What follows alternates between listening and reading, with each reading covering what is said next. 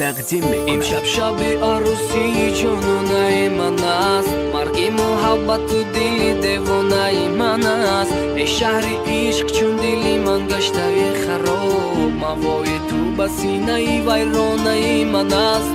امروز هر نفس که زنم سر به هر دره، در گفتگوی قصه و افسانه من است. بزم عروسی تو صدا میدهد بلند، با ناله خاموش که در خانه من است.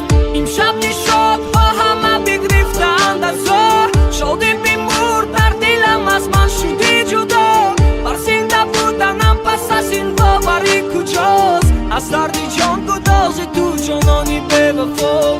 خواهم که شاد باشم و گویم مبارکت، شادی کجا که توی تو غم خانه من است. اما زی روی عادتی تفلانم هنوز، رومینی هم به مرکی پیمانه من است. شدن به من عشق ناکامی من، خواهیم سرانجامی من، امیدی من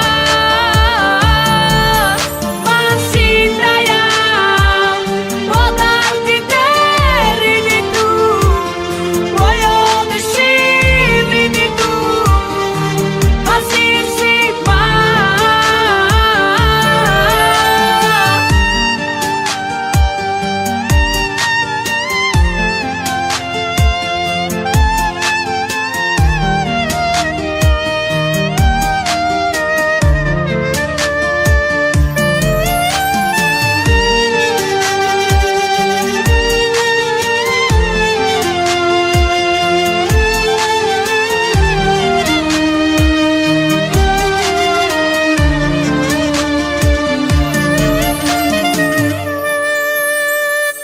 زخمی که در وجود من باشد زی دست تو، با جامی غم رسیده است از چشم مست تو.